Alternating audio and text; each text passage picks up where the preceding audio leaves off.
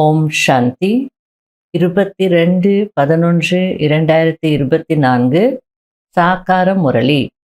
இன்று சிவ பகவான் கூறுகிறார், இனிமையான குழந்தைகளே, தந்தையின் ஸ்ரீமத் படி நடப்பதுதான் தந்தைக்கு மரியாதை கொடுப்பதாகும். மனதின் வழிப்படி நடப்பவர்கள் அவமரியாதை செய்கிறார்கள்.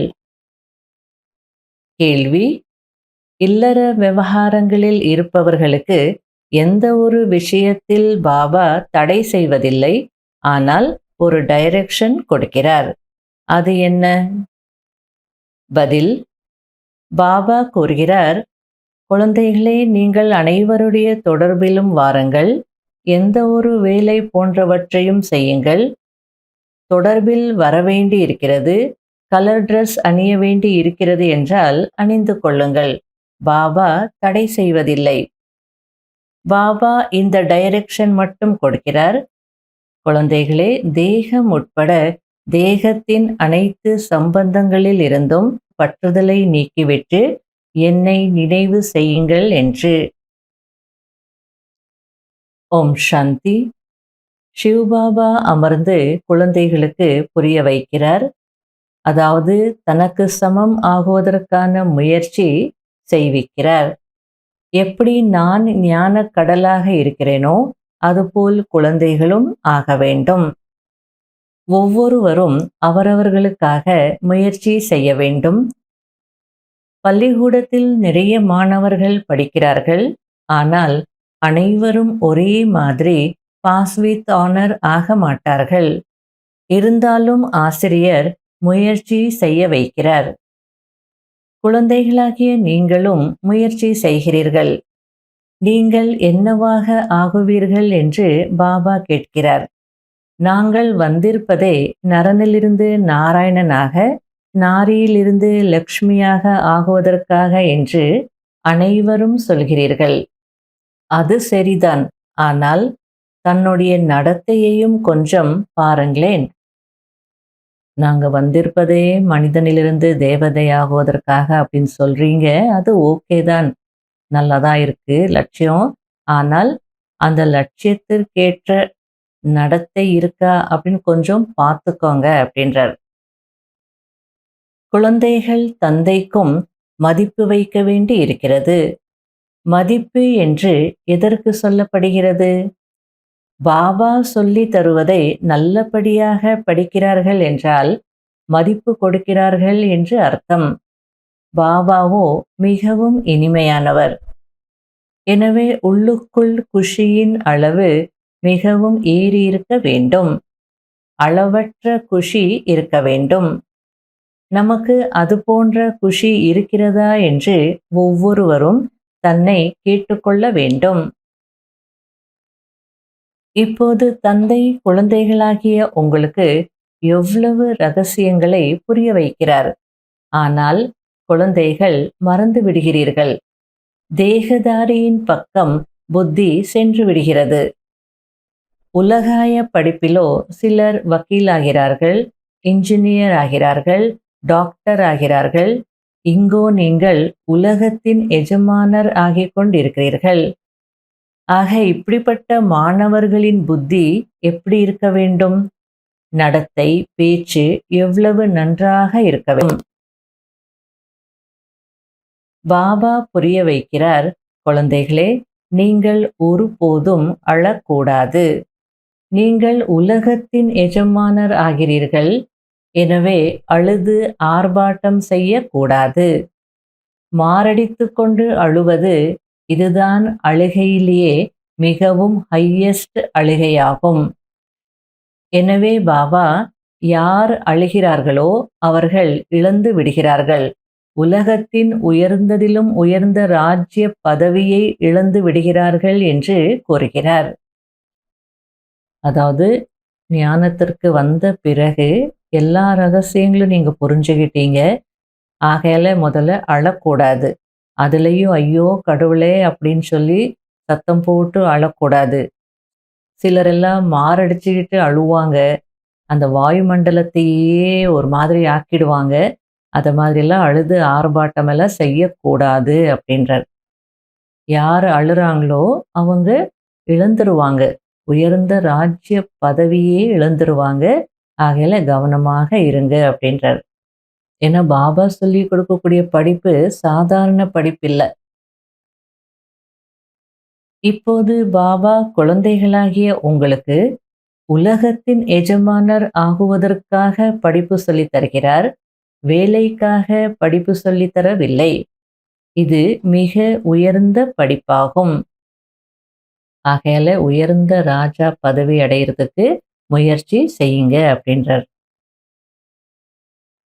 உங்களுடைய புத்தி இப்போது எவ்வளவு விஷாலமாக ஆகியிருக்கிறது. வரிசை கிரமமான முயற்சியின்படி எல்லைக்குட்பட்ட புத்தியிலிருந்து எல்லையற்ற புத்தியில் வந்திருக்கிறீர்கள். சிவபாபாவும் இந்த ரதத்தின் மூலம்தான் வழிமுறை தருகிறார் அல்லவா? பிறகும் கூட தங்களுடைய வழிப்படிதான் நடக்கிறார்கள். எதை ஒரு பைசா பெறாத சோழி போன்ற வழிமுறை என்று சொல்லப்படுகிறதோ அந்த வழிப்படி நடக்கிறார்கள். நிச்சயத்தில்தான் வெற்றி இருக்கிறது. இதில் ஒருபோதும் நஷ்டம் ஏற்படாது.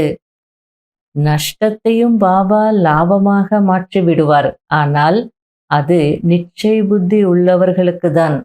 சந்தேக புத்தி உள்ளவர்கள் ஏமாற்றம் அடைவார்கள். நிச்சய புத்தி உடையவர்களுக்கு ஒருபோதும் ஏமாற்றமோ நஷ்டமோ ஏற்பட முடியாது.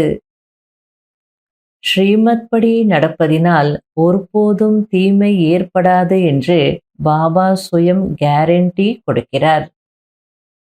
அதாவது இவ்வளோ உயர்ந்த ஸ்ரீமத் நமக்கு சிவபாபா பிரம்மா மூலமாக கொடுக்கும் போது நம்முடைய வழியில நடக்கக்கூடாது. பாபா சொல்ற வழியில தான் நடக்கணும். அந்த அளவிற்கு நிச்சய புத்தி இருக்கணும். ஏன்னா நிச்சயத்துல தான் வெற்றி இருக்கு. நீங்க பாபாவுடைய ஸ்ரீமத் படி நடந்தும் நஷ்டம் ஏற்பட்டது அப்படின்னா அந்த நஷ்டத்தையும் பாபா லாபமாக மாத்திருவார். ஆனா யாருக்கு? நிச்சய புத்தி உள்ள குழந்தைகளுக்கு. சந்தேக புத்தி இருந்ததுன்னா ஏமாறந்து போயிடுவாங்க. ஆகையால பாபா நிச்சய புத்தி இருக்கு அப்படின்னா ஒருபோது ஏமாற்றமோ நஷ்டமோ ஏற்படாது. எந்த தீமையும் ஏற்படாது. இதற்கு நான் கேரண்டி அப்படின்றார். இதுக்கு மேல என்ன வேணும்? நல்ல நிச்சய புத்தியுடையவர்களாகி ஸ்ரீமத் படி நடந்து வெற்றி அடையணும். தன்னுடைய மனம் சொல்ற வழிப்படி நடக்கக்கூடாது. இப்போது இது புருஷோத்தம சங்கம யுகம். இந்த யுகத்தில்தான் ஸ்ரீமத் கிடைக்கிறது.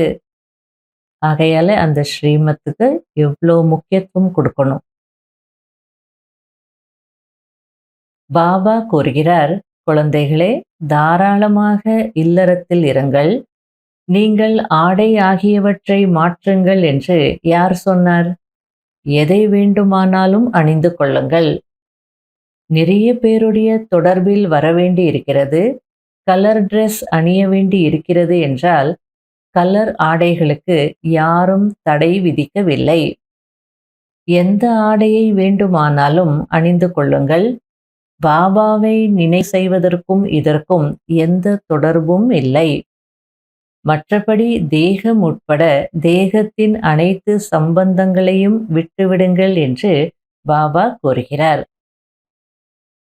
அதாவது பிகே ஆயிட்டீங்க அப்படின்னா எப்பவுமே ஒயிட் ட்ரெஸ்ல தான் இருக்கணுன்ற அவசியம் இல்லை. நீங்க குடும்பத்துல இருக்கீங்க, இல்லறத்துல இருக்கீங்க, நிறைய ஃபங்க்ஷன்ஸுக்கு போக வேண்டி இருக்கு, அல்லது தொழில் வியாபாரத்துக்கெல்லாம் போக வேண்டி இருக்கு. நிறைய பேருடைய தொடர்புல வர வேண்டியதாக இருக்கும். ஆகையால நீங்க தாராளமாக கலர் ட்ரெஸ் அணியுங்க அப்படின்றார். உங்க ட்ரெஸ்ஸுக்கும் பாபாவை நினைப்பதற்கும் எந்த சம்பந்தமும் இல்லை. ஆனால் தேகம் உட்பட தேகத்தின் அனைத்து சம்பந்தங்களையும் விட்டுவிடுங்கள் அப்படின்னு தான் பாபா சொல்றார். மற்றபடி வெளிப்படையாக நீங்க எப்படி இருக்கணுமோ இந்த உலகத்துல இருக்கிறீங்க, அதுக்கேத்த மாதிரி நடந்துக்கோங்க அப்படின்றார். ஆரம்பத்துல கொஞ்சம் ரொம்ப ஸ்ட்ரிக்டா இருந்தது. குடும்பத்துல இருந்தவங்க கூட நல்ல பக்கா குழந்தைகள் அப்படின்னா அவங்க ஒயிட்டு தான் அணிவாங்க. மற்றவங்க எல்லாம் அப்படியே பயப்படுவாங்க குடும்பத்துல இருக்கிறவங்க. அதுக்கப்புறமா அந்த ரூல் எல்லாம் பாபா மாத்திட்டார். மற்றபடி அனைத்தையும் அணிந்து கொள்ளுங்கள். தன்னை ஆத்மா என்று மட்டும் உணர்ந்து பாபாவை நினைவு செய்யுங்கள். ராவணன் மீது வெற்றி அடைவதினால்தான் நீங்கள் புண்ணியாத்மா ஆகிறீர்கள். மாயா எவ்வளவு தடைகளை ஏற்படுத்துகிறது என்பதை நீங்கள் ஃபீல் செய்கிறீர்கள். மூக்கை பிடித்து ஒரேயடியாக மூச்சை அடக்கி விடுகிறது. அனைத்தையும் விட மிக பெரிய எதிரி காமம். யோக பலத்தின் மூலம் நீங்கள் இதன் மீது வெற்றி அடைகிறீர்கள். யோக பலத்தின் அர்த்தத்தையும் கூட யாரும் புரிந்து கொள்வதில்லை. இந்த குழந்தைகள் ஒருபோதும் கீழே விழக்கூடியவர்கள் இல்லை என்று பாபாவுக்கு தெரியும். இருந்தாலும் என்ன நடக்கிறது என்றே தெரிவதில்லை. படிப்பையே படிப்பதில்லை. அதிர்ஷ்டத்தில் இல்லை. ஆகையால் அந்த உலகத்தில் சென்று உங்கள் குடும்பத்தை அமைத்து செட்டில் ஆகுங்கள் என்று கொஞ்சம் சொன்னால் போதும், உடனே சென்று விடுகிறார்கள். அதாவது மாயா அட்டாக் பண்ணும்போது சில குழந்தைகளால முடியறதில்ல. பாபாவுக்கு தெரியும் இவங்க பாபாவை விட்டுட்டு போக மாட்டாங்கன்னு தெரியும். ஆனாலும் கிளாஸுக்கு வர்றதில்ல, படிக்கிறதில்ல, முயற்சி செய்யறதில்ல, என்ன நடக்கிறதுனே தெரியறதில்லைன்றார் பாபா. அதிர்ஷ்டத்துல இல்லை போல.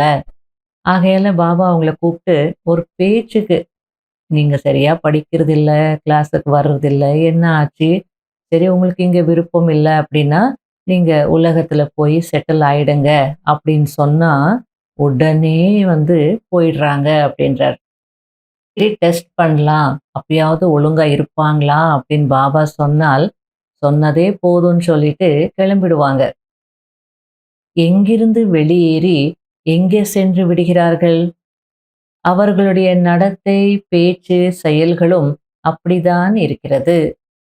நமக்கு இவ்வளவு கிடைத்தால் நாம் போய் தனியாக இருக்கலாம் என்று நினைக்கிறார்கள். ஆரம்பத்துல யார் யாரெல்லாம் சரண்டர் ஆனாங்களோ அதுல கொஞ்சம் பேர் அவங்க கிட்ட என்ன இருந்ததோ அது எல்லாத்தையும் அர்ப்பணம் பண்ணிட்டாங்க. அதுக்கப்புறம் அவங்களுக்கு இன்ட்ரெஸ்ட் இல்லை, இப்போ வெளியே போகணும்னு நினைக்கிறாங்க. அப்போ அவங்க என்ன நினைக்கிறாங்க? எங்களுக்கு இவ்வளோ கிடைச்சா போதும், நாங்க தனியா போயிடுவோம் அப்படின்னு சொல்லுவாங்க. அதற்கு பாபா சொல்றார், அப்போ நிச்சயம் இல்லை, வேறு வழியின்றி அமர்ந்திருந்தார்கள் என்றுதானே அர்த்தம். மாயா படிக்க விடுவதில்லை. இதுபோல் அனைத்து சென்டர்களிலும் இருக்கிறார்கள். இந்த வேலையை செய்யாதீர்கள் என்று பாபா சொன்னால் கேட்க மாட்டார்கள். நிச்சயமாக தலைகீழான காரியம் செய்து காட்டுவார்கள். ராஜ்யம் ஸ்தாபனை ஆகிக் கொண்டிருக்கிறது. அதிலோ அனைத்து விதமானவர்களும் வேண்டும் அல்லவா?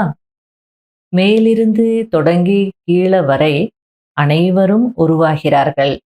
பதவிகளில் வித்தியாசம் இருக்கும் தானே? இங்கேயும் வரிசை கிரமமான பதவிகள் இருக்கிறதல்லவா?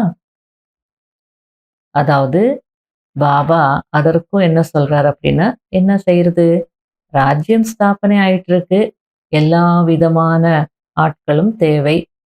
இங்கே எப்படி பதவிகள் வரிசை கிரமமாக இருக்கோ அங்கேயும் பதவி வரிசை கிரமமாக தான் இருக்கும். ஹையஸ்ட் பதவி இருக்கும், சாதாரண பதவி இருக்கும், லோயஸ்ட் பதவி இருக்கும், எல்லாமே இருக்கும். ஆனா என்ன வித்தியாசம் அப்படின்னா, அங்கே ஆயுள் அதிகமாக இருக்கும், மேலும் சுகம் இருக்கும், அவ்வளவுதான். இங்கே ஆயுள் குறைவாக இருக்கும், துக்கமும் இருக்கும். இந்த டிராமா அப்படி உருவாக்கப்பட்டிருக்கிறது அப்படின்னு சொல்றார். நல்லது. இனிமையிலும் இனிமையான காணாமல் போய் கண்டெடுக்கப்பட்ட செல்ல குழந்தைகளுக்கு மாத் பிதா பாப் தாதாவின் அன்பு நினைவுகள் மற்றும் காலை வணக்கம். ஆன்மீக குழந்தைகளுக்கு ஆன்மீக தந்தையின் நமஸ்காரம். கடைபிடிக்க வேண்டிய முக்கியமான சாராம்சம். முதல் பாயிண்ட், ஒருபோதும் அழுது ஆர்ப்பாட்டம் செய்யக்கூடாது. நாம் உலகத்தின் எஜமானர் ஆக போகிறவர்கள். நம்முடைய நடத்தை, பேச்சு மிக நன்றாக இருக்க வேண்டும். ஒருபோதும் அழக்கூடாது என்பது புத்தியில் இருக்க வேண்டும். இரண்டாவது பாயிண்ட், நிச்சய புத்தியுடையவராகி ஒரு பாபாவின் வழிப்படி நடந்து கொண்டே இருக்க வேண்டும். ஒருபோதும் குழப்பம் அடைவதோ அல்லது திணறுவதோ கூடாது. நிச்சயத்தில்தான் வெற்றி இருக்கிறது. ஆகையால் ஒன்றுக்கும் உதவாத தன்னுடைய வழிமுறைப்படி நடக்கக்கூடாது. வரதானம்: எந்த ஒரு பிரச்சனையிலும் ஃபுல் ஸ்டாப், அதாவது முற்றுப்புள்ளி வைத்துவிட்டு சுயத்தை மாற்றிக்கொள்ளக்கூடிய அனைவருடைய ஆசீர்வாதங்களுக்கு பாத்திரமானவர் ஆகுங்கள்.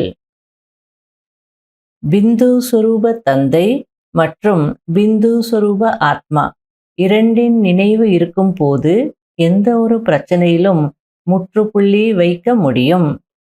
கண்ட்ரோலிங் பவர், அதாவது கட்டுப்படுத்தும் சக்தி இருக்க வேண்டும்.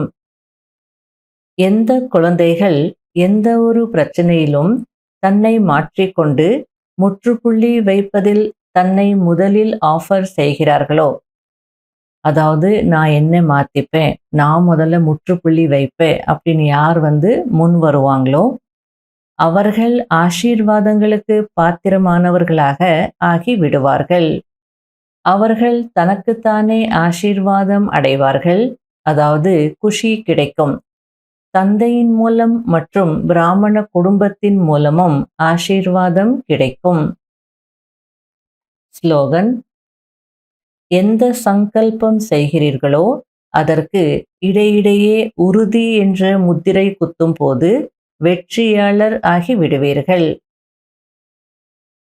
இன்றைய அவ்வியக்த சமிகை: யாருடன் ஸ்வயம் சர்வசக்திவான் தந்தை கம்பைண்டாக இருக்கிறாரோ அவர்களுடன் அனைத்து சக்திகளும் தானாகவே இருக்கும்.